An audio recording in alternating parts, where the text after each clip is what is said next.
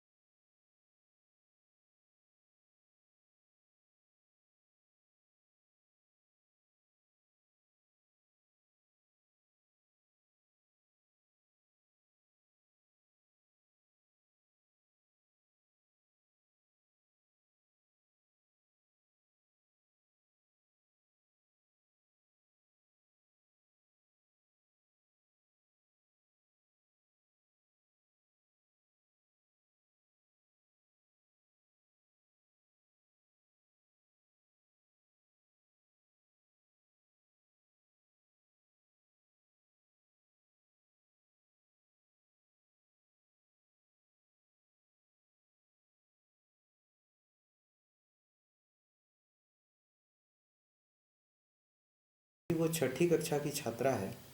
और वो जो है अभी हम लोगों ने डीसी साहब से भी बात किया है। डीसी साहब ने इस बात पर सहमति दी है कि इस सत्र में जो आने वाला सत्र है उसमें उसका नामांकन जो है कस्तूरबा गांधी विद्यालय जो हुसैनाबाद है वहाँ पर उसका कर दिया जाएगा, ताकि उसके रहने खाने पीने और उसकी शैक्षणिक खर्च को प्रशासन जो है जो एक संस्थागत माध्यम से उसको एक बेहतर आगे बढ़ा सके, और उसकी जो इच्छा है कि वो एक शिक्षिका या जो भी वो अपने जीवन में बनना चाहती है वो बने। इस बीच में जो हम लोगों ने महोदंड में इंटीग्रेटेड डेवलपमेंट सेंटर का आयोजन किया, उस बीच में भी आप लोगों के माध्यम से मीडिया के माध्यम से पता चला, उसने भी अपनी बात को रखा था कि निश्चित रूप से उसे कुछ वित्तीय समस्या तो आती ही है, पिता का साया उठ जाता है। तो हम लोगों ने पुनः उसको काफ़ी कॉपी कलम वगैरह उपलब्ध कराए आने वाले समय के पढ़ने के लिए। उसके साथ साथ गोरियट्टा गांव के अन्य बच्चों को भी हम लोगों ने उपलब्ध कराया, और नेहा कुमारी को 2000 रुपया भी हम लोगों ने दिया, ताकि वो अभी तत्काल में उसको जब तक कि उसका एडमिशन नहीं हो जाता है तब तक अपने लेखन सामग्री से संबंधित जो भी पढ़ाई लेखन सामग्री से संबंधित उसको पूरा कर सके। माओवादी। आप ये सोच रहे होंगे कि नेहा का एसपी मुरीद क्यों हुए।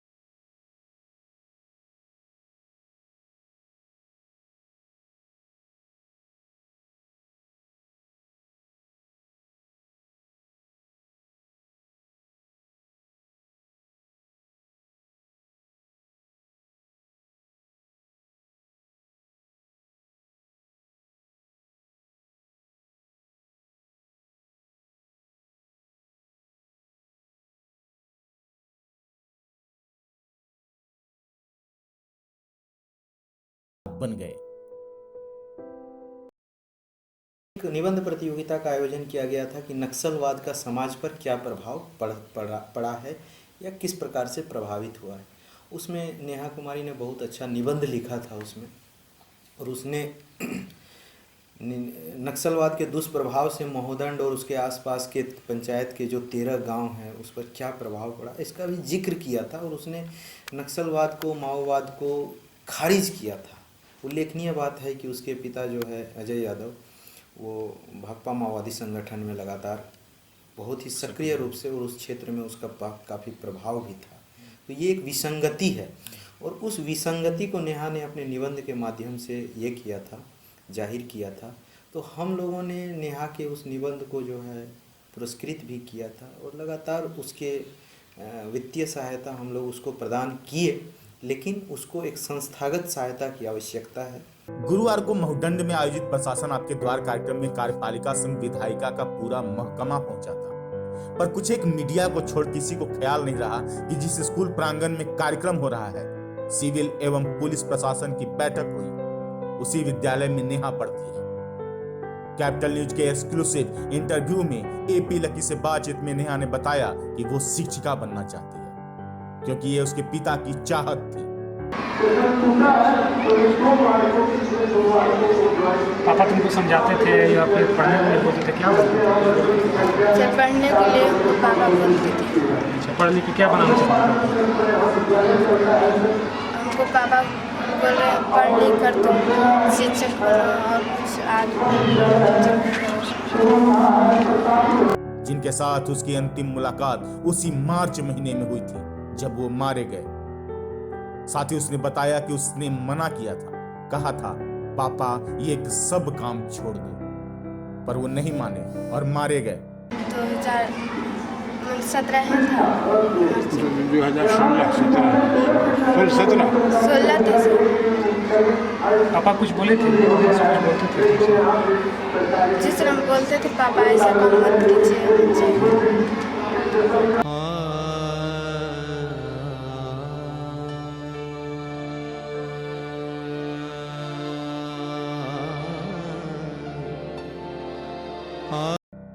पूछने पर उसने यह भी बताया कि नक्सलवाद समाज के लिए नुकसानदायक है।